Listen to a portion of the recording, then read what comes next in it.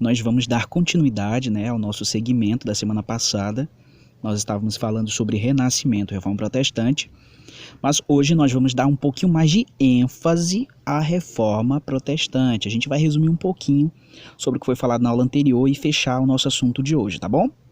Então, para ficar mais claro aqui, para que nós possamos entender, esse período do Renascimento cultural, ele surge ali na região da Europa, nesse período do século XIV até o século XVII, e, sinceramente, o Renascimento cultural foi esse pontapé para o surgimento de novas ideias e, principalmente, de questionamentos sobre a sociedade, tanto na área política, na área do contexto artístico e também na área religiosa, que é o que nós vamos enfatizar hoje com um pouquinho mais de detalhes, tá bom?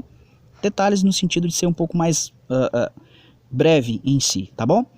Enfim, a Reforma Protestante, ela acabou sendo um movimento de caráter religioso porque ela acaba marcando, né, essa passagem do período da Idade Média para o início da Idade Moderna. Isso tudo por causa das ideias que surgiram nesse período e principalmente dos questionamentos que também acabaram acarretando mudanças na sociedade europeia, tá bom? Para ficar claro aqui para vocês que estão me ouvindo, nesse ambiente das cidades, os comerciantes burgueses, eles eram muito mal vistos pela Igreja Católica. Para vocês terem uma noção, os clérigos, né, os representantes da Igreja Católica, diziam que os comerciantes praticavam a usura, ou seja, emprestavam dinheiro para pessoas com juros muito altos. E a Igreja dizia que isso era pecado, que isso não era correto fazer. Só que os comerciantes burgueses, eles não achavam isso ruim. Eles até que achavam interessante porque eles ganhavam dinheiro com tudo isso, só que a Igreja proibia. Só que, ao mesmo tempo, os próprios comerciantes e representantes ali da burguesia diziam que a Igreja gostava de falar e ensinar as pessoas a seguir determinadas regras, mas, no fim das contas, não seguir as coisas corretamente, né? Além disso, né, além dos comerciantes, a própria crise econômica que aconteceu no período feudal começou a instigar a população a questionar os próprios dogmas impostos pela Igreja. Para você ter uma ideia, a Igreja começou a ser bastante questionada durante esse período do início da Idade Moderna. A gente vai ver muito isso acontecendo já no século XV, mas principalmente aí no início do século XVI e XVII, quando a Reforma Protestante vai dar seus avanços significativos, tá bom? Já no século XII, começam a aparecer os primeiros movimentos que começaram a questionar as crenças e a prática do catolicismo, mas, como falei, somente no século XVI se torna mais forte todas essas críticas, tá bom? Dentro das causas que fizeram com que a Reforma Protestante acontecesse, um dos primeiros contextos que eu posso dizer que foi motivo para a Reforma Protestante acontecer foi os conflitos políticos entre autoridades da Igreja e os reis. Ou seja, ambos tentavam ter influência do poder espiritual e ideológico da Igreja, então começavam a brigar por esses status, né? Alguns representantes monarcas, reis, que faziam parte da nobreza, achavam que a Igreja gostava de muito poder e não gostava de dividir a sua influência, né, com outras áreas ali políticas. Outra causa também que pode ser colocada como principal foi a prática de condenação da usura. A Igreja Católica condenava a usura, ou seja, o empréstimo de dinheiro para outras pessoas com juros bem altos, tá bom? E a burguesia capitalista começou a, claro, ficar incomodada com tudo isso. Que a igreja ficava pegando no pé e a burguesia começava a questionar toda essa pressão, tá bom? Então a gente vai perceber que existia um desejo da nobreza e dos príncipes de se apossarem das terras e da riqueza da Igreja Romana de alguma forma. Então isso começou a ser também um motivo para que a Reforma Protestante acontecesse. Mas o pivô de tudo, como eu falei anteriormente, foram os dogmas, né? As crenças, tudo aquilo que a Igreja ensinava em alguns contextos. Esses reformadores, esses protestantes começaram a enfatizar e a dizer que a Igreja era equivocada em algumas ideias, tá bom? Algumas práticas que a Igreja tomava e pedia que as pessoas fizessem, alguns reformadores diziam que isso era errado, que não estava na Bíblia, que isso deveria ser consertado. Enfim, isso eram os questionamentos que os reformadores jogavam em cima da Igreja Católica. Só que no meio de tudo isso que estava acontecendo e que aconteceu em si, a Igreja Católica ela começou a tomar algumas decisões para tentar reverter a situação. E aí a Igreja Católica criou a tal da Contra-Reforma. É isso mesmo. Depois do avanço das ideias de João Calvino, né, de Martinho Lutero, de John Hus e tantos outros reformadores, a gente vai perceber que a igreja começa a tomar algumas medidas. Sejamos claros e sinceros em dizer que boa parte desses reformadores, alguns foram perseguidos, alguns foram mortos por causa da sua defesa, da sua convicção, da sua fé, e a igreja resolve tomar medidas mais duras, mais pesadas para tentar combater o avanço do protestantismo.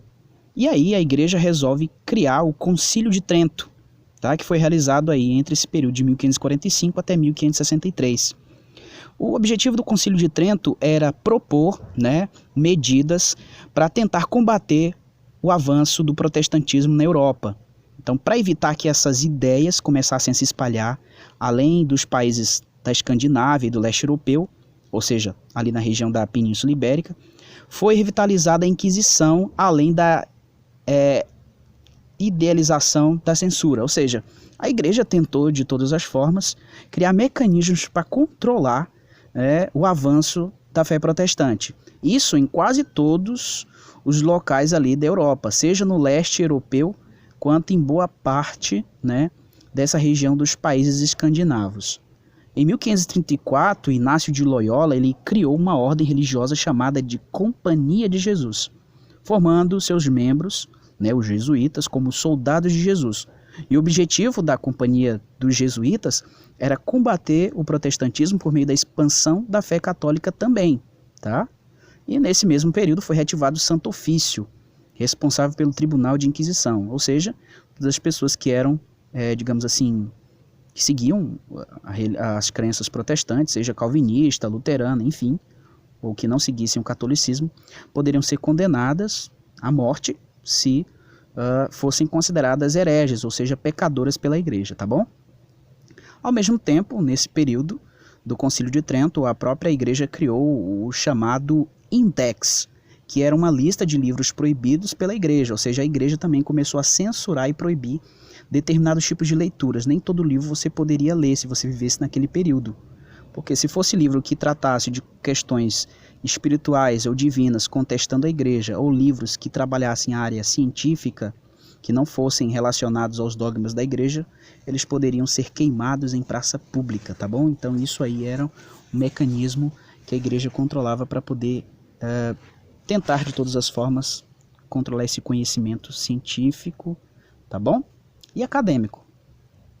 Enfim, dentro das consequências da Reforma Protestante, a gente tem aqui alguns itens, A gente tem aqui 5 itens específicos. Uma das consequências da Reforma Protestante foi o nascimento de novas igrejas pela Europa, como a Igreja Anglicana, como a Igreja Calvinista e a Igreja Luterana, tá bom? Outra consequência, tá, da Reforma Protestante foi a influência reduzida do poder da Igreja Católica, tanto na área política, monárquica, quanto na própria Europa. A Igreja Católica, depois da Reforma Protestante, começa a ter seu poder de influência diminuído, tá bom?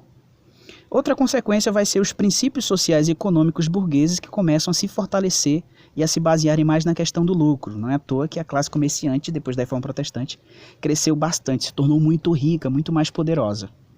Outra consequência da Reforma Protestante foi a reação da Igreja Católica ao protestantismo através da reativação do Tribunal de Inquisição, que era um tribunal que perseguia os cristãos, que eram protestantes, de fé que não era da Igreja Católica, e também a criação da Companhia de Jesus e o combate a esse movimento que estava se espalhando pela Europa.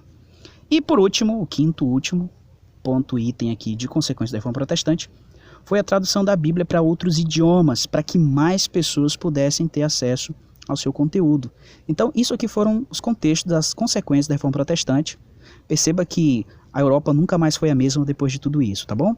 Espero que você tenha entendido. Tchau, tchau. Na próxima aula a gente vai falar de outros assuntos e até breve.